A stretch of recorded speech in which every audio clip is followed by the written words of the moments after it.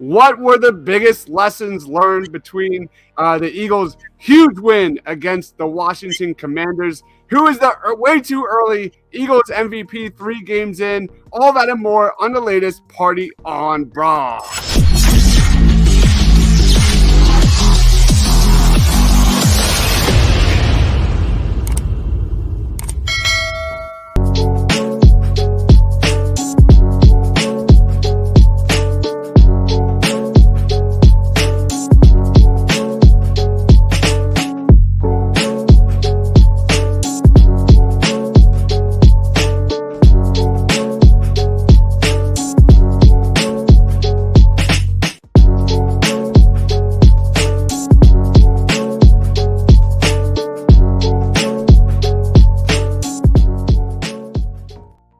Fly, Eagles, fly, baby. Eagles are 3-0 heading into week 4. We are breaking it down, all the film, all the analysis.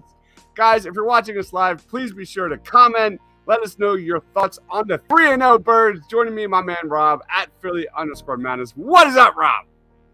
Hey, man, I'm pumped, but it's funny to listen to this fan base right now because some people just want to find things to complain about. The Eagles are 3-0. They're one of 2 teams that are 3-0 left, possibly 3, depending on the outcome of this Monday night game.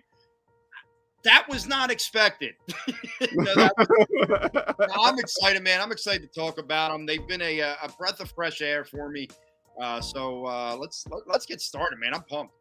Let's jump right in. Let's talk about the biggest thing we learned about the Eagles' impressive win over Washington before we start breaking down the film. Lead us off, Rob. What's the biggest thing we learned?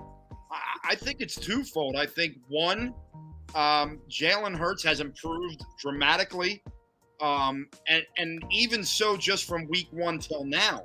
And I know you're playing different styles, different teams, but, for example, in this week, here was a team that said we're going to take away the run. We're not going to let Jalen Hurts beat us with his legs. It was his lowest rushing output to date on the season, but he crushed them with his arm. And, I mean, he was accurate. He was definitive. He was rolling out of the pocket, but not just taking off, just buying more time and making really good throws. He was finding all kinds of receivers, It wasn't, Jesus, he found Grant, whatever the hell you say his last name. Montero, man. What a catch. Run, baby. He was finding everyone. So, that's the big thing. And secondly, I think what you're finding is the Eagles are living up to expectations. And that's what I mean by that is everyone's like, oh, well, they didn't really beat anybody yet. Well, first of all, everybody had Minnesota chalked up as a loss. And then they beat them. And everybody said, oh, well, Minnesota stinks, which is just stupid. But it's the way they're winning. They got up by 17 points against Detroit. They blew the doors off of Minnesota on a Monday night. They blew the doors off of Washington. And I know they didn't score in the second half the last couple games, but they're blowing the doors off of these teams. So they are living up to expectations. It's a long season, but right now, there's nothing to complain about right now. Yeah, and you look at next week. I know we're going to be breaking down the upcoming Jacksonville game, but suddenly that Jacksonville Jaguars game looks a lot more interesting, heading into week 4. Jacksonville looks like a 10-11 win team right now. Yeah. After just completely destroying, an injury-ridden Chargers squad. But for me, we have Marlene in the house. It's only the beginning of the season. I want to hear you later in the season because when you get big heads, that's when they start going down. I give you the benefit of the doubt. To be fair, we're only 3 games in. The ebbs and flows of the NFL are real. That's my brain speaking, but my heart, my gut, the Eagles fan inside me is really excited. Really excited. I'm also not on the team, so it is my job to get a big head and feel really good right now. Yeah. Eagles fans. That's the job as a fan. That's the job of a fan. Like, that's what you do. You go with the ebbs and flows. Yeah, I'm going to critique them when they need to be critiqued, but right now there's nothing to critique. Believe me, Marlene, we will critique the Eagles when it's deservedly so, but there's not that much to critique. Let's keep going with the Eagles. Biggest thing that I learned was the wide receiving duo against Washington was elite. You talk about an Eagles offense that has outscored their opponents 72-21 in the first half through 3 games. AJ Brown and Devontae Smith are a significant part of that and the Eagles' passing attack. Devontae Smith here, as we're watching, caught all 8 of his targets for 169 yards and a touchdown. He moved the chain 6 times. He had 69 yards after the catch. He had 4 explosive plays or 15 or more. I don't know about you, Rob, but I remember screaming at the monitor here on Party on Broad that the Eagles weren't getting him involved enough in 2021. They weren't getting Devontae Smith in space. You look at these last 2 games, man. Devontae Smith has been absolutely credible. He's averaging 7.5 receptions, 124.5 yards per game these last 2 games. Going to A.J. Brown, who's been outstanding, 50-50 balls. I've been really impressed with his speed, especially after the catch, turning on a dime, outrunning an entire defense. So we've seen opposing defenses roll coverage over to A.J. Brown, and we have seen Devontae Smith just take advantage after advantage after advantage on these matchups, man. I have no idea how opposing defenses are going to slow this duo down. For me, there's a lot of positives from this Washington Commanders game, but A.J. Brown and Devontae Smith are looking so much like arguably the best wide receiving duo I've ever seen in Philadelphia. Any thoughts on that? And I'll take it a step further because I know he didn't show up on the stat sheet necessarily, but Quez Watkins is becoming that deep threat that opens so many things up underneath. I mean, he drew a couple big interference penalties in the game. He had the touchdown last week against Minnesota. You know, when you take all that into consideration, you take about A.J. Brown having to get more coverage, it opens up Devontae Smith. Well, now if you're going to try and take that away, Dallas Goedert, was making some catches in the game. I mean, it is danger. And then it's like, so Washington said, all right, we're going to stop the run. We're not going to let Jalen beat us with his feet. He's got to beat us with his arm. Well, he did it. And if he continues to do that, it becomes damn near unstoppable until they take the foot off the gas, which they kind of did in the second half. But look, we knew Devontae Smith was a special receiver. What you saw yesterday was the coming out game for Devontae Smith. I mean, I know the one catch probably wasn't a catch, but the fact that he even made it that close is impressive. The catch by the goal line and then the end zone catch were both. I mean, this guy, right? Everyone talked about he's too small. He goes up and over guys on 2 straight plays to get down to the 2 and then to score a touchdown. I mean, it's a fun. We have not had this. We had Terrell Owens. When we had Terrell Owens, it was Todd Pinkson on the other side. We have a bona fide wide receiver core, and it is just amazing and so much fun to watch. Someone put it to me best on Sunday. They said, I feel like the plays we're watching from the Eagles, we've ever only seen on Red Zone from other teams. We've never seen and it was such a great comparison because that's really what I feel like it is. It's like we're watching Red Zone only with our team now, which is amazing. That is so true. Like I watched Red Zone, especially last year and the years prior when you just watched, regular wide receivers just make plays on balls. And that's something the Eagles wide receiving core has truly lacked. Lonely B says the only improvement I'd like to see is a power run game. I'm not worried about the Eagles running attack. It's going to be fine. That was a bit of a concern considering the Commanders up until Sunday were giving up, 7.5 yards a carry, something absolutely crazy. So credit to the Washington run defense. They definitely struggled there. Marlene says, do you guys remember the Polish Prince, the greatest quarterback? Is that Ron Jaworski, I think? I think that would be Ron. No, I not watch Ron Jaworski. I'm not that old. So I'm not even that old. I might have been towards the end of his career, but I didn't get to see him play. All right, let's roll on to the biggest storyline of the week, and that is Jalen Hurts. Let's watch some film of Jalen Hurts, and I'll throw it to you, Rob. How would you grade his performance out of 10? I mean, I'm going to just say a 9 out of 10 just because the second half they just kind of took the foot off the gas. But this was, in my opinion, Jalen Hurts' best game as a professional. Wow. And I know that people are going to say, well, why? He threw all those incompletions early. It was the decision-making that blew me away on Sunday. He understood early that they were going to attempt to take away the run from him, and he just extended plays with his legs, ran when he had to, got down when he had to, but he threw more deep balls in one game than he has in any other game in his career, and he threw them on it like perfectly. Like that ball to Devontae Smith, yeah, it's a hell of a catch. The throw you just said to A.J. Brown, yeah, hell of a catch, but they're right there. Their ball's right there. I mean, he was making play after play. He was making smart decisions. The touchdown pass to Devontae Smith. I'm trying to think a couple of the other ones. The touchdown to A.J. Brown, a lot of people are like, oh, he threw it behind him. No, he threw it where he had to because he saw that the corner had the inside. So you throw it behind him, then you let A.J. Brown go to work. I think Hurts was not afraid to throw the ball. I felt more confident watching him play Sunday than I ever have in his short tenure with the Eagles. 9 out of 10 for me, and I'm just very, very impressed. Like we said, I expected improvement. How far? Well, so far, I mean, I know it's early, but you got to just say he's an MVP candidate this early in the season. No question. Absolutely no question. Quentin's in the house. What is going on, Quentin? He says, I love that Jalen Hurts threw some 50-50 balls. Where's JJ? Where's J-Jaw when you need him? I'm just kidding. And our wide receivers caught them.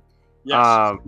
That's a big Marlene says, reminds me of a receiver. Can't remember the team or player when he caught a ball. Looked like a ballet dancer. Yeah. So, yeah. Jalen Hurts is terrific. I'm a little higher than you, actually. I'm going to go a 9.2 out of 10. I just think I'll come up to that. I can give a 0.2. Okay. I think just he's answering so many questions this year, week to week to week, especially these last 2 weeks. He's making decisions earlier. He's going through his progressions.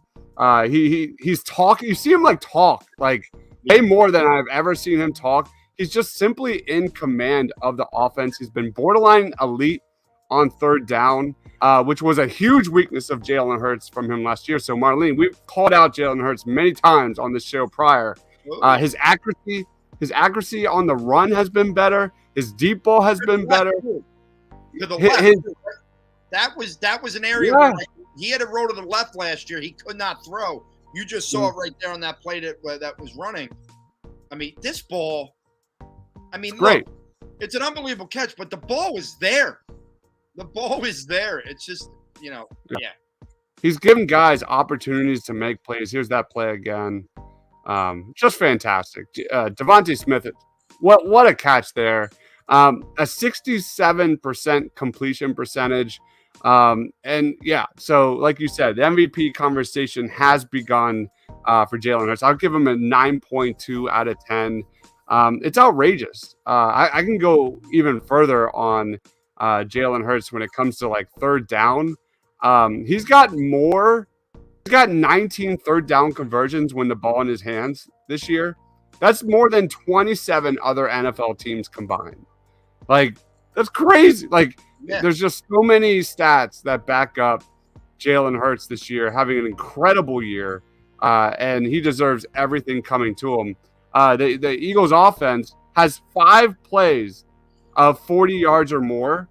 They had 5 plays of 40 yards or more the entire 2021 season. We've already had 5. It's incredible. So it just goes on and on. So Jalen Hurts, well done, sir. Well done. Lonely B is in the house saying 2017 were underdogs all year. Because of that, they snuck up on teams. I think Lonely B, the Eagles are the only team that are favorites every game the rest of the season in the NFL. That's wild to think about, right, Rob? That's incredible. And that doesn't mean that they're going to go undefeated. They're going to slip up. They're going to lose a couple games. It's going to happen. And I'm sure in this town, everyone will handle it real calmly and no one will start. Of course. But that's an incredible stat. That's rare. Now, it does play into what their schedule is, but you can only play who's on your schedule. That's why I hate the whole David B. You can only play who's there. You can only play who's there. And even though some of the teams aren't that good, it's not easy to go out to Arizona as an East Coast team. You know what I mean? It's not easy to play the Green Bay Packers even if they're struggling, it's still Aaron Rodgers. So there's going to be challenging games in there. Trust me. Like, people need to understand that. Yep. Quinn says agreed. Hurts has improved in so many ways. I can't believe what I'm watching. I mean, I was 50-50 on Hurts. I get called a hater for calling Jalen Hurts a good quarterback, yet Yeah. people still want to. If you don't love Jalen Hurts, apparently you're a hater. But Oh, that's how this world works Yeah. these days. You're not allowed to be in between, Dives. Didn't you know that? Yeah, absolutely. Marlene says, guys, the player was Lynn Swan. That's awesome. Hurts is ranked 11th in offense by himself versus the other teams. That's awesome. We've got Stephen House saying the Eagles are 3-0. Love it, love it, love it. Let's roll on to the other side of the football, and we are talking Jonathan Gannon.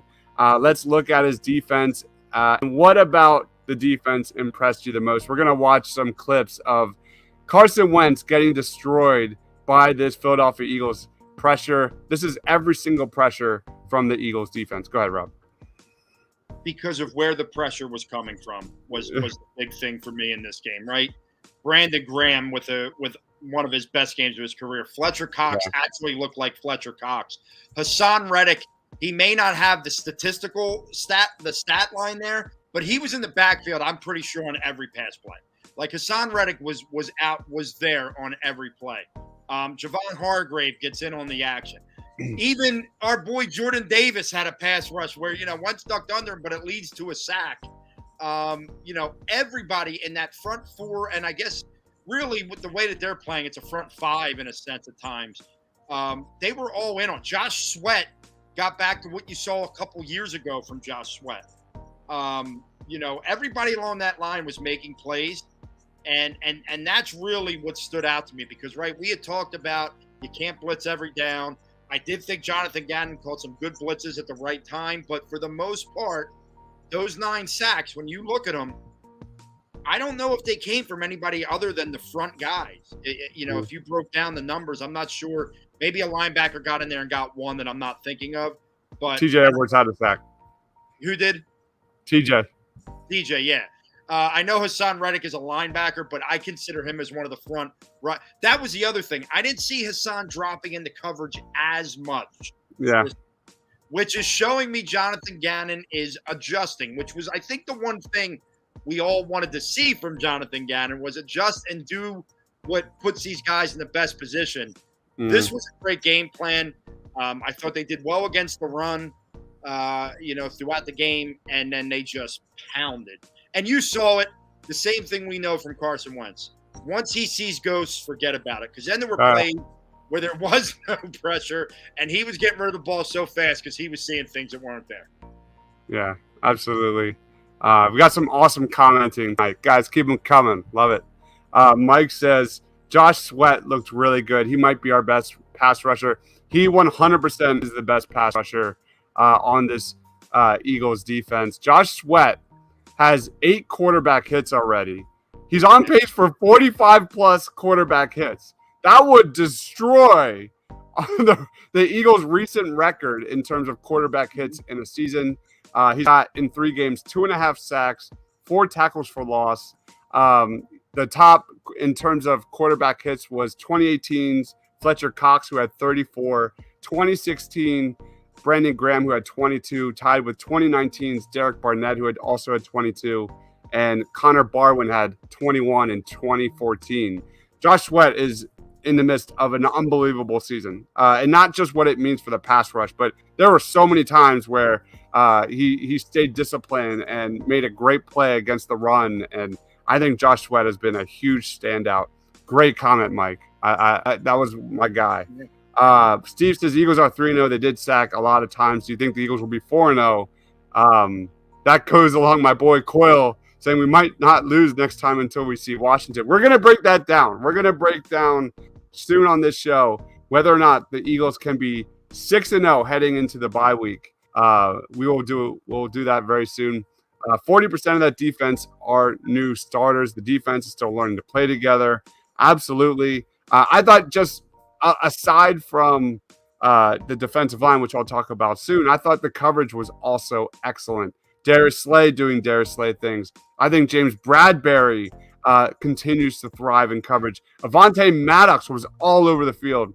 An underrated player, I think, has been our boy, who's Marcus Epps. He's been Yes. making plays. Marcus Epps has been making plays every single week, whether you like him or not. He flies to the ball. You know, he's got that downhill, right? Like if he sees a play, he comes down and he makes a play. And you know me, I was not a huge Epps fan. I've been very, very impressed with Epps. And, you know, like, look, I know a lot of guys on this defense, they don't show up in the stat book, but like, I think Chauncey Gardner-Johnson has brought a lot to this defense. Absolutely. You know, he may not be making a bunch of plays in the but the swagger a guy like that brings. James Bradbury's making plays all over the place. You know, I mean, but even, you know, Darius Slay goes out of that game for a little bit yesterday. I think Zach McPherson is making some plays. I think that's another young guy that you wanted to see develop a little bit. I'm glad to see that when he's on the field, it's not an absolute disaster. Now he still gets beat, but I mean he's playing Terry McLaurin. But no, man, I was the defense the last 2 weeks, but this week specifically, and I know that they weren't going against. They were going against a banged up O-line and everything. All around, man, I just have been so damn impressed these last 2 games at the adjustments that were made after that poor second half showing in Detroit. Yep. Quinn says, I worry about the Jags might snipe us. We will be breaking down the Jacksonville Jaguars very soon. Mike J says the Jags are really nice. We really got to be on our game for this one. We will be talking about the Jaguars very soon. Here's some more highlights on the Eagles pass rush. But like you said, like my biggest question mark heading into week 3 was the Eagles pass rush, and especially to generate pressure from the front four. But that first half, man, Carson Wentz had 17 first half pass plays. They resulted in 3 completions, 7 incompletions, 6 sacks, 1 fumble, and a minus 16 net yards. Dude, you know what my thought was while watching the first half defense? It was Jim Johnson. I haven't seen defense like that since the Jim Johnson days. And that's easily the biggest compliment I can give anybody because my man is Jim Johnson. The defense had 31% of the Eagles' 2021 sack total in just 1 game against the Commanders. Think about that, considering how bad the Eagles' pass rush was in 2021. But yeah, like you said, this game was all about Brandon Graham. He had 3 sacks, 5 quarterback hurries, a tackle for loss, a pass knockdown, a forced fumble. He did all of that, Rob. Brandon Graham did all of that on 27 freaking snaps. 27! That's insane. Like, if that's not, if that production on 27 snaps isn't called dominant, I don't know what is. So the return of BG was awesome. It was awesome to see. So that is a little bit. And we saw, I love this comment. Bearded Knowledge says 18.5 sacks for Reddick may not happen, but 15.5 is Joseph. He had 1.5 sacks. It was good to see him kind of get back. What we need to see Hassan Reddick this year. He almost had 3.5 sacks himself. Like he was close on a couple. The worst was the announcer kept giving sack credit to people that didn't get sack credit. Like at one point he said Jordan Davis first career sack. I'm like, no, he missed him. Someone else sacked him. It's very clear. Yeah. But I thought Hassan Reddick had his best game as an Eagle this week. I thought he was really locked in. I thought he was in the backfield a lot. You know, even making Wentz rush the throws when he couldn't get home. Yeah, I mean, it was I tell you what, it was a fun game to watch. It was a fun game. You know who also had a really good game and has been kind of like not necessarily a ghost. I guess it's kind of a good thing when you don't get your name called on national TV. But Jordan Davis, I think, had his best game as a pro for the Eagles. Not just stopping the run, but getting into the backfield. If you watch my highlight reel on the channel and just slow it down, Jordan Davis was in a lot of those plays. And I'll be making a Jordan Davis highlight reel like I did for the first 2 weeks. But he had a great game, Jordan Davis. And I think that the penalty was a weak call on him on that field goal. I mean, I know that you can't line up in a certain spot, but I don't think he was lined up where he said he was. But yeah. Outside of that, yeah, he played really well. I mean, look, you talked. TJ Edwards has quietly played so well that Nakobe Dean, the guy we all want to see on the field, has played 3 snaps all year. And that's Mhm. because it's not because Nakobe Dean's a terrible player. It's just because TJ White is playing so well, you cannot take him off the field right now. And that's okay. That's a good problem to have. That's a good Mhm. problem to have. That Gannon blitz up the middle with TJ Edwards is becoming their bread and butter uh, sack producer. I haven't seen an offense have an answer for that, but the Eagles' ability to just blitz pressure up the middle has been a real strength. And I think TJ Edwards deserves a lot of credit, another shout as well. These last 2 weeks from TJ has been outstanding, whether that's providing pressure, setting the tone for the defense. Huge hit after huge hit. And even in coverage, he's been very good. TJ Edwards has had a great stretch here. Lonely B says any team without top half of the league offensive line will struggle against this defense. And the Jacksonville Jaguars, against pressure last week from the Chargers, they held strong. They looked really good. Now, the Chargers had a lot of injuries across the offensive defensive side of the football, which we'll talk about.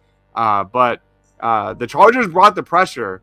I think they blitzed like 40+% of the time against Jacksonville, and there was only like pressure on like 11% of those dropbacks of Trevor Lawrence. So the Jaguars are legit. I don't know how many people want to admit it, but they're legit. Let's go on to our next question of the night. Rob, after 3 games, I think this is a question. This was like the question I brought up on the post-game show because things seem to be so good right now. My question is, how good are the 2022 Eagles, and have they exceeded your expectations? They've certainly exceeded my expectations when you look at the margin of victory. I don't know if I expected that out of the gates. Just like really manhandling teams so bad in the first half that you could literally just kind of sit back in the second half. Yeah. I think they're a very good team. I do. And I'm not going to sit there and say, oh, well, they only beat, Detroit and they only beat Washington. They're both 1-2. But, they also beat a very good Minnesota team coming off the high. I think they're a very good football team. I think they're a top 3 team in the NFC. And I think the argument could be that right now, I'm not saying as the season goes on, but right now, that they're the best team in the NFC. I don't know if I'm willing to say that because as great as these 3 weeks have been, I've watched Philadelphia teams in the past start 3-0 and kind of fade. I know this is a much different situation, but at this moment, they're one of the best teams in the NFC, and they're probably a top 5-6 team in the entire league right now.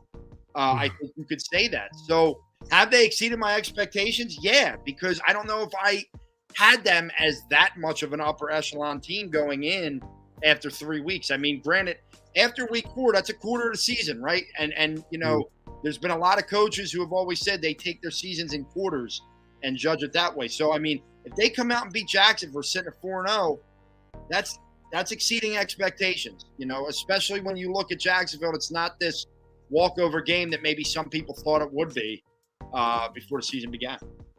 Yeah, I think I started this season and I was pumping the brakes as much as possible because I love how Howie has kind of filled the holes of this roster, especially defensively. I was in that 10-11 range.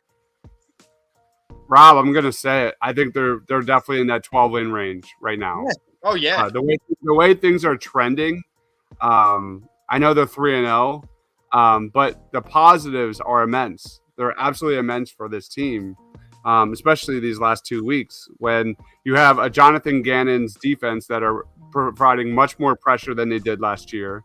You look at offensively, they're getting it done. They're moving the ball deep downfield. Jalen Hurts is hitting that intermediate area of the field.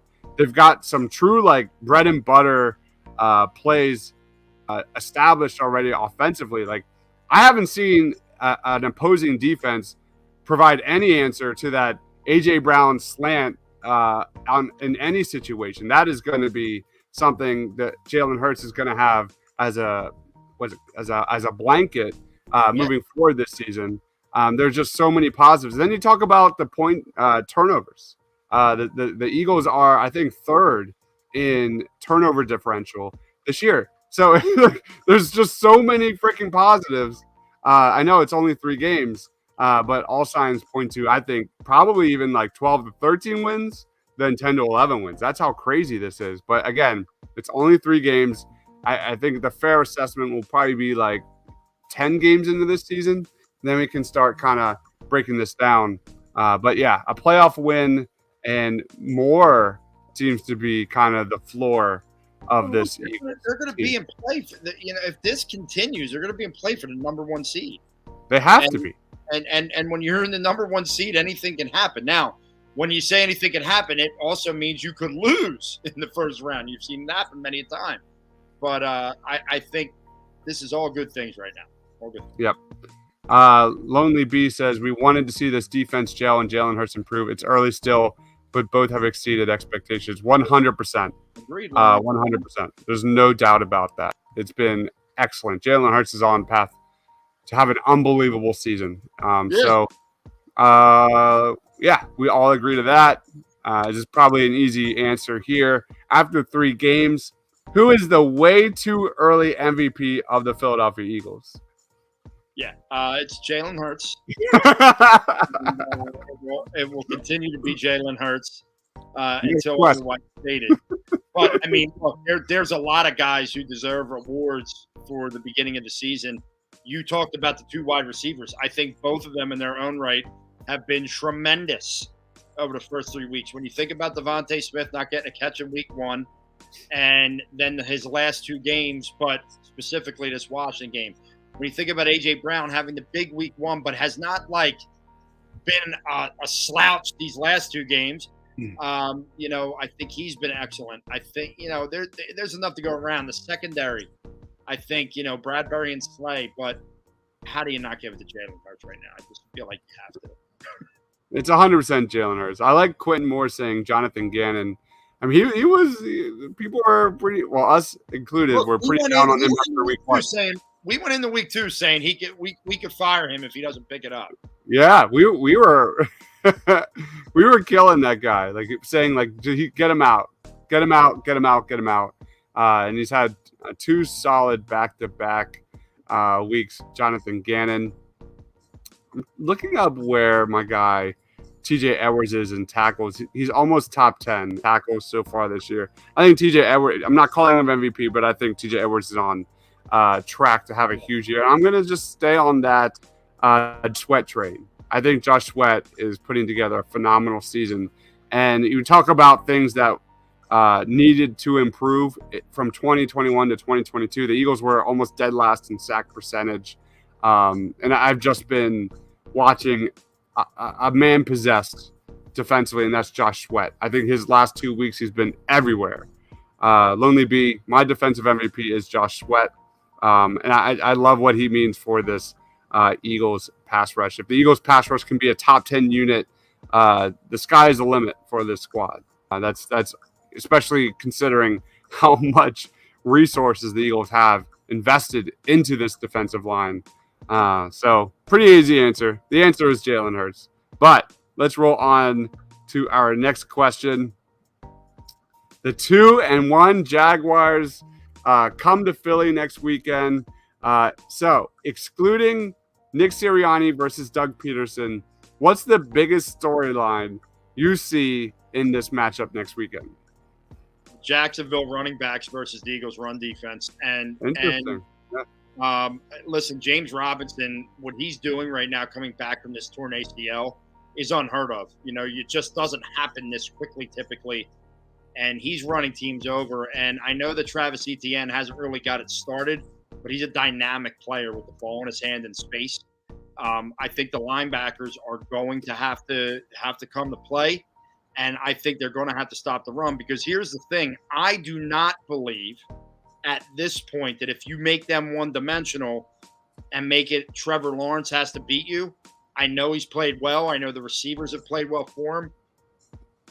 I am less concerned about Trevor Lawrence beating us than I am about James Robinson. Interesting. Getting off and rolling. And I think part of that is because of my trust in the secondary, as long as Slay's healthy and Slay and Bradbury are out there. But if you can make them one-dimensional, and then you can go at pin your ears back and go after Trevor Lawrence, I think you're going to see your I won't say your same old Jacksonville, but a much less dynamic Jacksonville team. I also love the fact that you're getting Jacksonville coming off of a West Coast trip where they absolutely dominated the Los Angeles Chargers, because there's always that ebb and flow of the NFL season, and it could be a letdown type of letdown game for them. However, they love Doug Peterson. I'm sure they're going to want to win for Doug Peterson. I thought I thought the same thing for the Eagles against the Commanders. I was looking at this week 3 as a trap game in many respects. The Eagles had a phenomenal win against the Vikings. But kudos to Gannon, kudos to Sirianni. Again, they have outscored their opponents 72-21 in the first half. This team is prepared. This team is playing really well out the gate, to the point where they don't have to do anything other than take their foot off the pedal in the second half, which some people call it a problem. It's a good problem. For me, you touched on it. It's the Eagles offense versus the Jacksonville Jaguars offense. Jalen Hurts has 12. He had 12 completions of 30 yards or more in 2021. He has 5 of them already in Sunday's game. So you look at this Eagles offense, they're tied for number 1 in the NFL with 5 plays of 40 yards or more. They have as many 40-plus yard plays as they did the entire 2021 season, as I said earlier. And then you look at the Jaguars offense. They have also been really, really good. They're top 10 in first downs. They're the second best team in the NFL when it comes to time of possession, which bodes well to your point about James Robinson. They're the second best team in scoring differential. So I think the game will be decided between the Eagles and Jaguars when it comes to defensive takeaways. The Jaguars are the best team in football with a plus 2.3 turnover differential. The Eagles are third best. And I think whichever team forces too many bad passes or makes too many mistakes, that will be the team that gets the L. But the good news is the Eagles have only committed 2 turnovers so far through 3 games, and one of those was a dropped great pass to Kenny Gainwell. If you remember, I think that was week 2. Yeah. So they've been outstanding limiting turnovers. So I think this is going to be a really good game. It's going to be a really good game. I think Trevor Lawrence and that Jacksonville offense is super creative. You're going to see a lot. You're going to see players lined up all over the place. So do we have any other questions tonight? We do. We do have one more.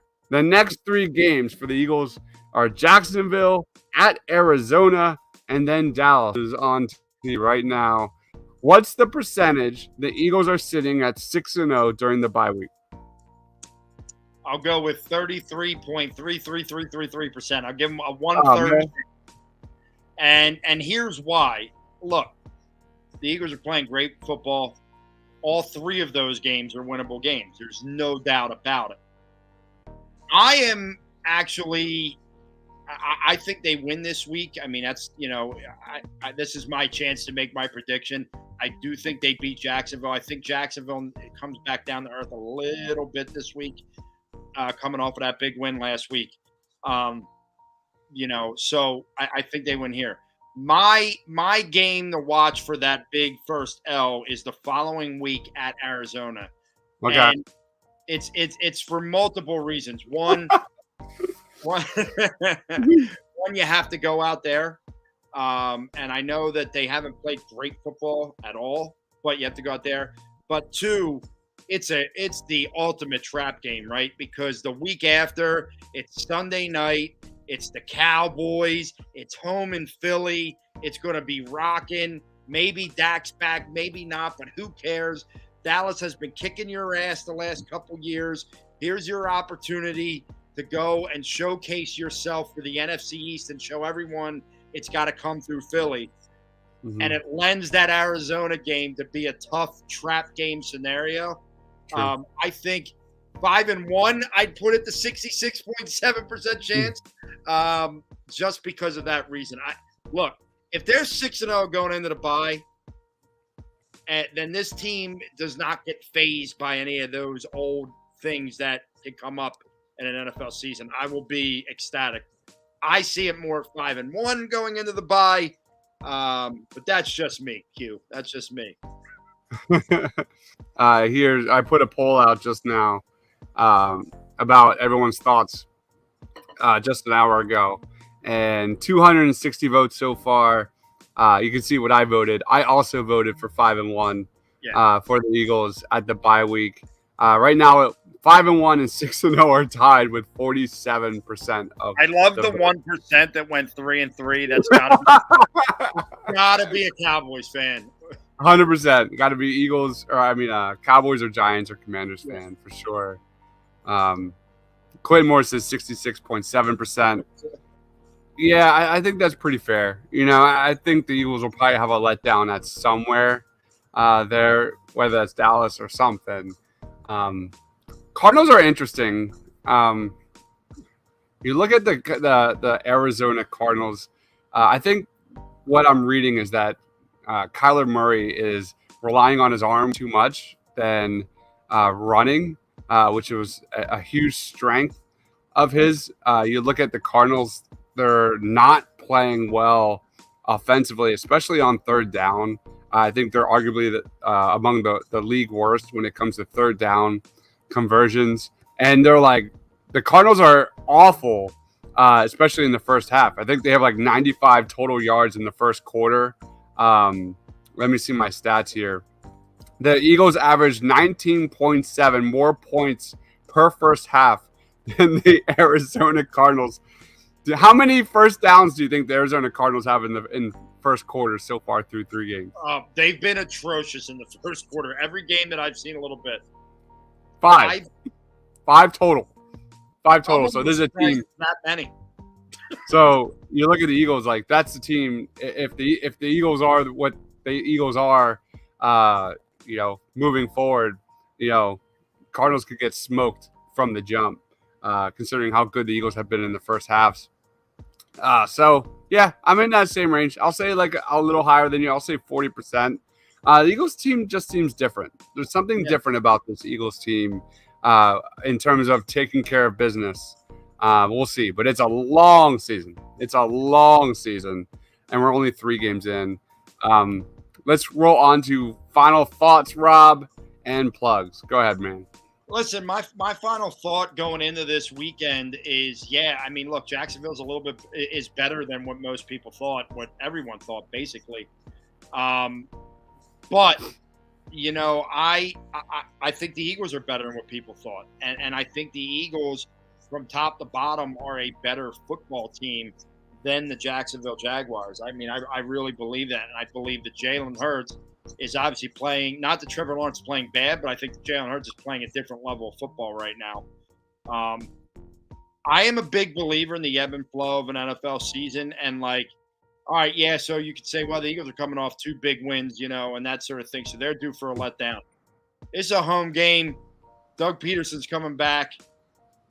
I think the Eagles want to showcase just how good they are this week. I think the Eagles win, and I actually think that they win by double digits. I really do.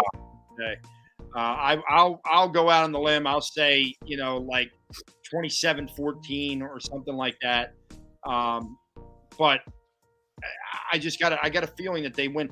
I don't like how big the line is. They opened the 7-point favorites. That seems a bit high, but at the same time, I just feel confident about this group right now, and I won't not feel confident until they tell me not to. You know what I mean? So I think the Eagles win big. As for me, catch me on that Philly_madness, and then here on Party on Broad, and hopefully I'll be joining the post-game show this week.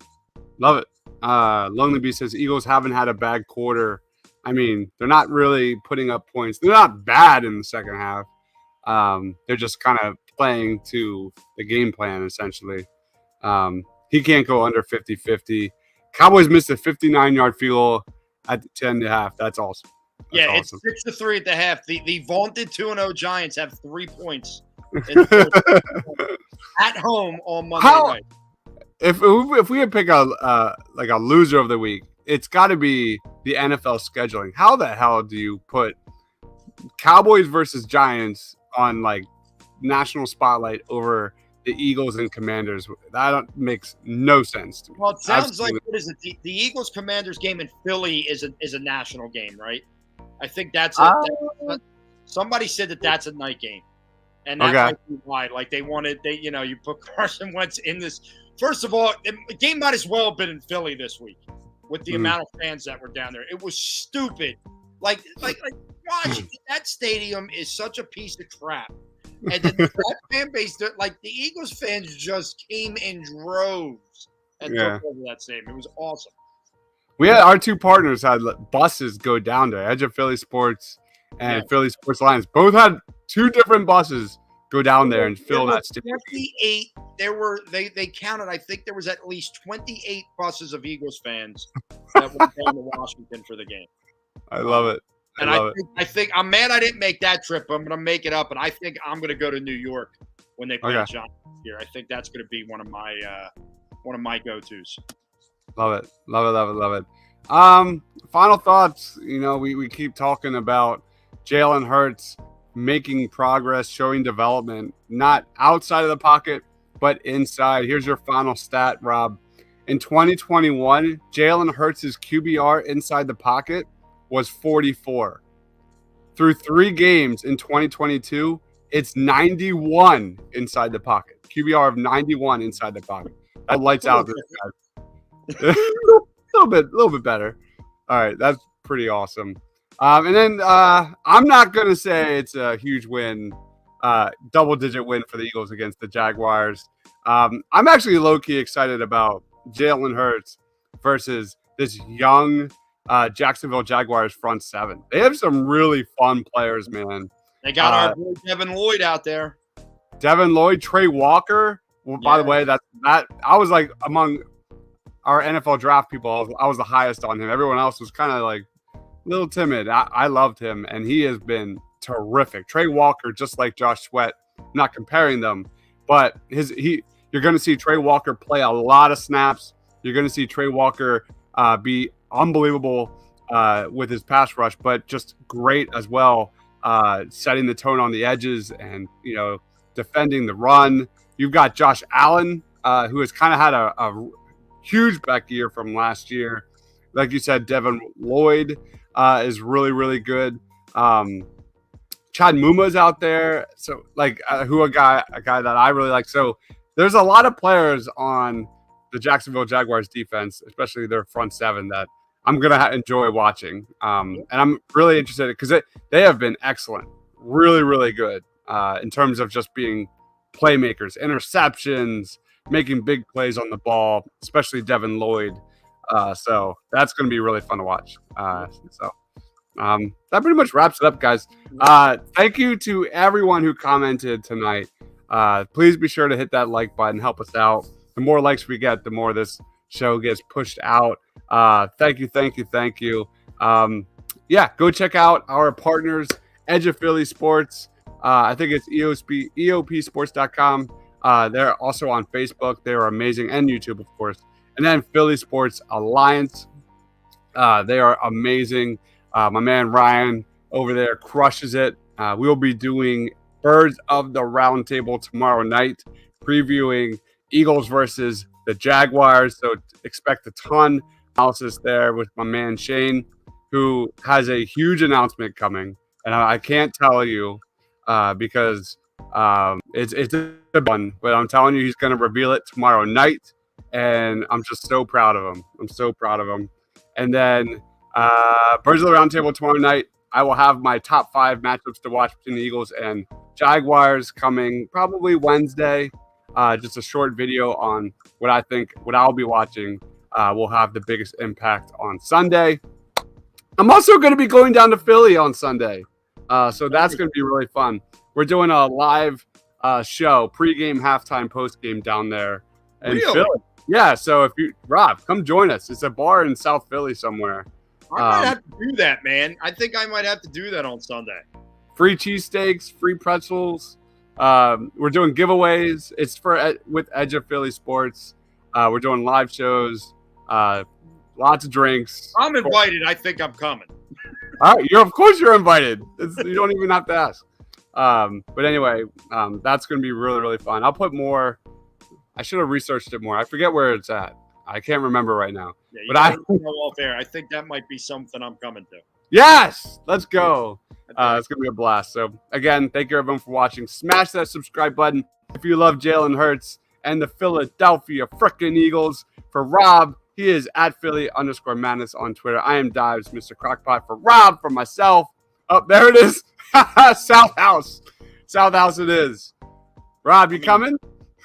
As long as I get the okay from the family, I'm there, dude. I'm absolutely there. Absolutely. Love it. We've got a babysitter, so my wife and I will be down. Just let's just say I'll be driving there and she'll be driving back. If that answers the question you're looking for. Makes sense. The drinks will be flowing for sure. All right, and hopefully the Eagles touchdowns will as well. All right, thank you for the comment, Al. All right, for Rob, for myself, go Birds. Stay awesome. Smash that subscribe button. We will see you tomorrow night at the Birds of the Round Table.